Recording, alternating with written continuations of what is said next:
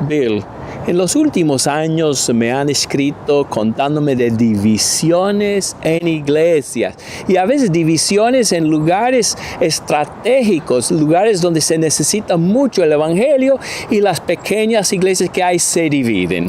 Es una tragedia, ¿no es el plan de Dios? No, claro que no es el plan de Dios. Pero ¿cuál es la medicina que puede ayudarnos con esto? En verdad, la medicina se encuentra en la palabra de Dios y en particular en el libro de Efesios. Es interesante lo que Pablo hace en Efesios capítulo 4, del versículo del 1 al 16. Él no habla un poco acerca de andando de la manera digna de nuestra vocación. Sí. Pero lo que yo quiero que entendamos es que esa vocación o ese andar es andando en unidad. Sí. Pero para entender Efesios 4, yo quiero que hagamos un repaso rápidamente de Efesios del 1 al 3 y ver qué es la vocación o a qué fuimos llamados. En el capítulo 1 lo que Pablo hace es que él empieza la carta por decir que alabado sea Dios o bendito sea Dios que nos bendijo con cada bendición en los lugares celestiales en Cristo Jesús. Y del 3 hasta el 14, él menciona las bendiciones espirituales que tenemos en Cristo. Un montón. Pero en el 6, el 12 y en el 14, él nos dice el por qué. Y la razón en la cual Dios nos ha bendecido de esta manera es para que nosotros podamos vivir de tal manera que muestra que Dios es digno de alabanza. Sí. En el capítulo 2 él menciona nuestra condición cuando Dios decidió bendecirnos. Y exactamente, estábamos muertos en nuestro pecado. De hecho, estábamos siguiendo el príncipe del aire, es decir, estábamos siguiendo a Satanás. Sí. Y cuando nosotros estábamos en esa condición, Dios decidió, a través de su gran amor con la cual Él nos amó, Él decidió darnos vidas juntamente con Cristo Jesús. Y nos dice en Efesios 2:7 que ahora nosotros tenemos vida para que podamos mostrarle al mundo que Dios es bondadoso. Sí. Y que podamos ver la bondad de Dios. Bueno, en el capítulo 3 Pablo dice que Él es prisionero y siervo de los gentiles con el hecho y que podamos ver y conocer el misterio de Cristo. Y dice que cuando nosotros todos estamos trabajando y funcionando juntos, según Efesios 3:10, que la multiforme sabiduría de Dios se puede dar a conocer no solamente aquí en la tierra, sino en lugares celestiales. No podemos imaginar de qué se trata todo eso. Claro que no, pero cosas muy profundas. Exactamente. Y lo que tenemos que ver es que el plan de Dios siempre ha sido es que a través de su gente, a través de sus personas, las personas que Él ha salvado a través de su Hijo Jesucristo, que el mundo puedan conocer tres cosas de Él. Que puedan conocer que Él es digno de alabanza, en el capítulo 1. Que ellos puedan conocer que Dios es bondadoso, en el capítulo 2. Y que puedan conocer que Dios es sabio en su plan. Y ha revelado su plan. Exactamente. Pero Gardner, ¿qué sucede cuando las iglesias hay pleitos y se dividen? Es que se olvidan de todo aquello. Absolutamente. Y cuando en una iglesia hay divisiones, cuando en una iglesia hay pleitos, cuando en una iglesia las personas se están peleando, ¿están mostrando que el Dios que ellos sirven es digno de alabanza? No, al contrario, están demostrando que Satanás ha logrado conquistarles. Exactamente, y que Dios ya no es el líder de su cuerpo. En el capítulo 2, cuando en iglesias hay odio y envidia y avaricia, ¿eso está mostrando que el Dios que los salvó, que Él es bondadoso? No, de ningún modo. No, y cuando en el capítulo 3 Él menciona que a través de la iglesia la multiforme sabiduría de Dios ahora es dada a conocer, el hecho es que Dios ha cogido personas que son gentiles y personas que son judías, personas de fondos diferentes, de pensamientos diferentes, de corazones diferentes, que Él lo ha unido juntos en un cuerpo. Si una iglesia se va y se divide, ¿qué está mostrando de la sabiduría de Dios? No demuestra nada. Ahí está la sabiduría de Dios, pero ellos no la aplican en sus vidas. Exactamente. Y lo que le dan a conocer a veces al mundo es que quizás el plan de Dios no funciona. Sí, a los que no investigan. Y no es por falta del plan de Dios no funcionando, sino por falta de nosotros andando de la manera que tenemos que andar. Qué tragedia. Y es por eso que en el capítulo 4 Pablo empieza y él dice que anden digno del llamamiento. Y el llamamiento es que la iglesia pueda vivir y conducirse de cierta manera que le va a traer gloria y la bondad y mostrar la sabiduría de Dios. Bueno, ¿cómo es que hacemos esto? Y hay dos maneras en la cual que un grupo de personas, un grupo de cristianos tienen que tener unidad. Y a veces iglesias tienen una, pero no la otra. Y lo que Pablo va a decir es que necesitamos las dos. So Gardner, por favor, lee del 1 hasta el 3 para ver la primera. Dice, yo pues, preso en el Señor, os ruego que andéis como es digno de la vocación con que fuisteis llamados, con toda humildad y mansedumbre, soportándoos con paciencia los unos a los otros en amor, solícitos en guardar la unidad del Espíritu en el vínculo de la paz. Muchísimas gracias. Él empieza a hablar acerca de las cosas en las cuales nosotros tenemos que estar unidos. Y debe ser de muchas personas y muchos cristianos, cuando pensamos en el mundo religioso y en la iglesia de Cristo, muchas personas que piensan las cosas en las cuales tenemos que estar unidos ¿en qué? En doctrina. En doctrina. Y el corazón no importa, y no importa si tú me quieres o si yo te quiero, pero los dos tenemos que creer esto.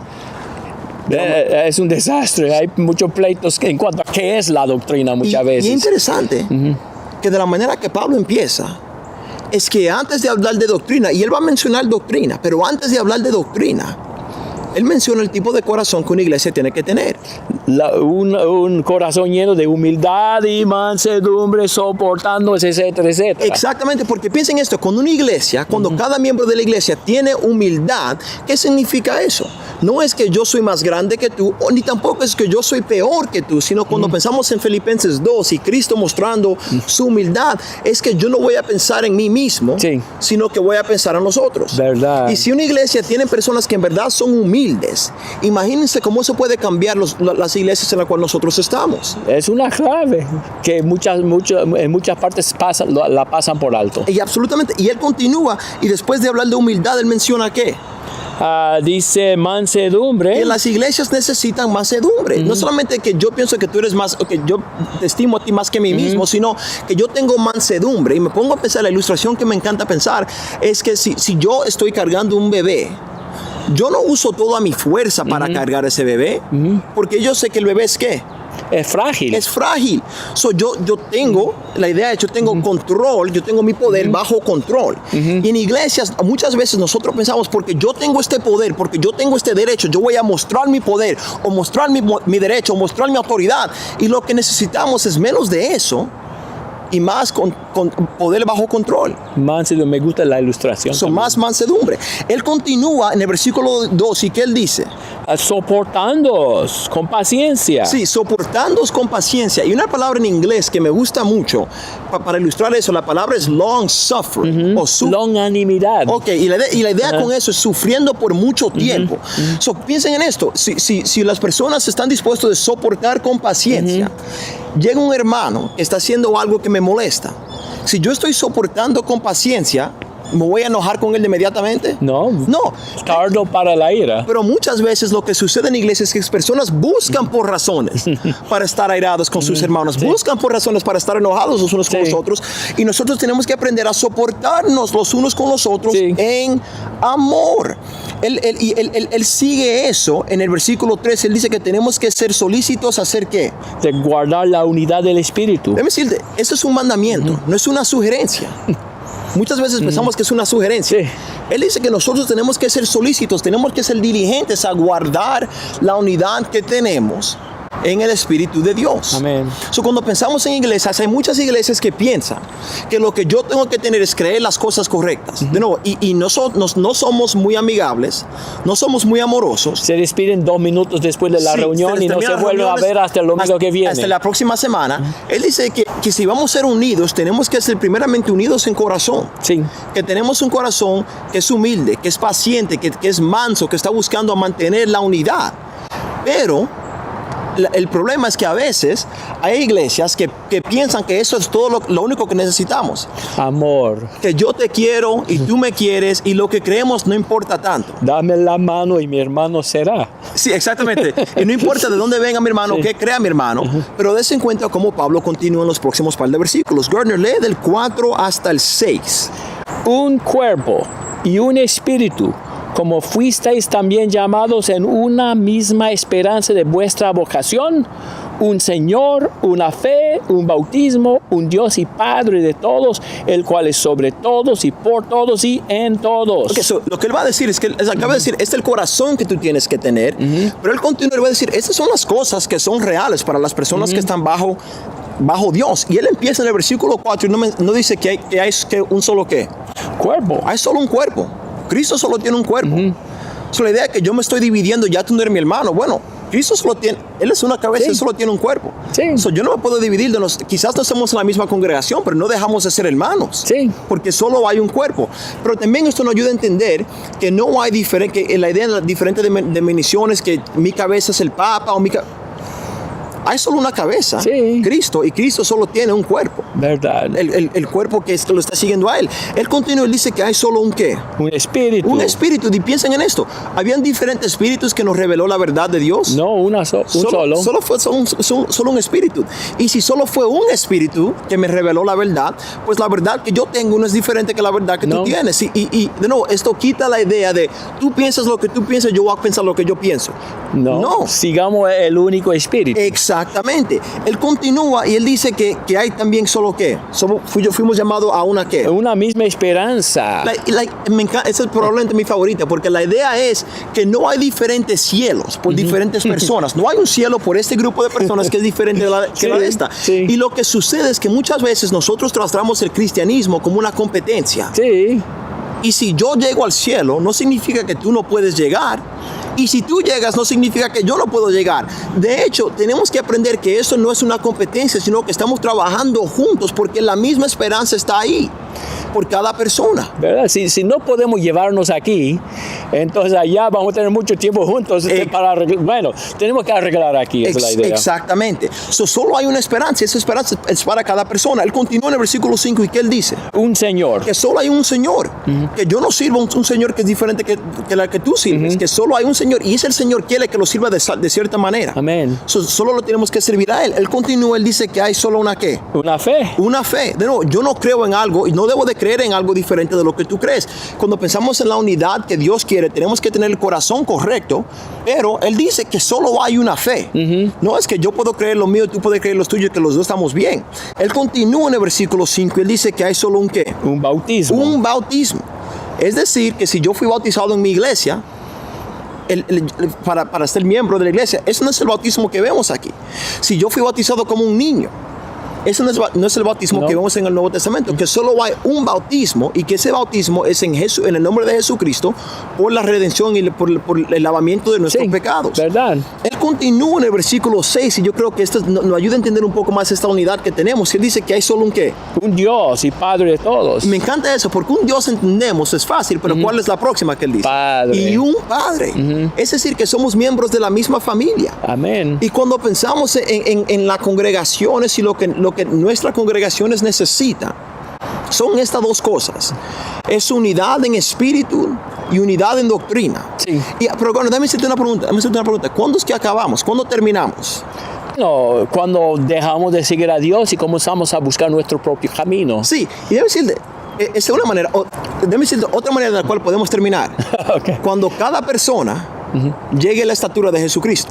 Esa es la mejor forma. Exactamente. Quizás estoy pensando demasiado en lo negativo de la introducción. No, está bien, pero vamos a seguir y ver algunos versículos. Vamos a empezar, de hecho, es lo que Pablo va a hacer y no vamos a leerlo a través por el tiempo, pero del 7 hasta el 10, él menciona ciertos dones que Cristo dio, del 7 al 11. Interesante, algunos de los dones, si se dan cuenta, él constituyó algunos apóstoles, profetas, evangelistas, pastores y maestros. ¿Qué hacen estos 5 grupos de personas? Edifican la iglesia. ¿Y a través de qué? A través del mensaje de Dios. A través de la palabra de Dios. Es decir, que de la manera que vamos a poder crecer en nuestra unidad, tiene que ser cuando estamos pasando tiempo en la palabra de Dios. Pero quiero que se den cuenta el fin. Cuando ustedes pueden dejar de estar unidos. Noten el versículo, Garner, lee del 12 hasta el 16, por favor. A fin de perfeccionar a los santos para la obra del ministerio, para la edificación del cuerpo de Cristo, y hasta que todos lleguemos a la unidad de la fe y del conocimiento del Hijo de Dios, a un varón perfecto, a la medida de la estatura de la plenitud de Cristo, para que ya no seamos niños fluctuantes, llevados por doquiera de todo viento de doctrina, por estratagema de hombres que para engañar emplean con astucia las artimañas del error, sino que siguiendo la verdad en amor, crezcamos en todo en aquel que es la cabeza, esto es Cristo, de quien todo el cuerpo, bien concertado y unido entre sí por todas las coyunturas que se ayudan mutuamente, según la actitud propia de cada miembro, recibe su crecimiento para ir edificándose en amor. Ahora sí. Él dice en el versículo 12 que nosotros estamos trabajando con el fin de ser ¿qué? De perfeccionarnos. Ahora, ¿a cuánto de los santos? Para la obra de los santos, Sí. Para la edificación del cuerpo. Ya llegamos. Para la edificación del cuerpo. ¿Y es hasta cuándo, según el versículo 13? Hasta que se den cuenta lleguemos del a la pronombre. unidad. Y hasta que ¿cuántos lleguen? Hasta que todos. Hasta que todos lleguemos a la unidad de la fe y del conocimiento del Hijo de Dios, a un varón perfecto. Y esta es la idea. Muchas veces en una iglesia nosotros pensamos, bueno, yo soy quien yo tengo que ser. So, arréglate. Averigua lo que tú tienes que hacer, porque yo ya soy lo que yo tengo que ser. Y Pablo dice que nosotros, cuando pensamos de esta idea y el fin que tenemos que cumplir, que si yo soy quien yo tengo que hacer, yo voy a hacer ¿qué? Yo me voy a enfocar en ti y ayudándote a ti crecer. Imagínense la última ilustración que voy a dar. Imagínense un cuerpo que tiene la cabezota mía. Bueno, la mía más grande quizás. Bueno, no sé, pero de cualquier modo, que tiene la cabeza mía, pero el cuerpo de un bebé. No se ve extraño. Sí.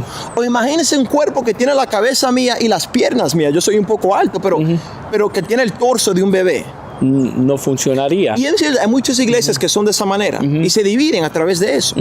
Que hay 2 o 3 personas que han crecido un poco por el resto del grupo son inmaduros. Y él dice, según el versículo 15 y 16, es que la idea es que todos tenemos que crecer en ¿qué?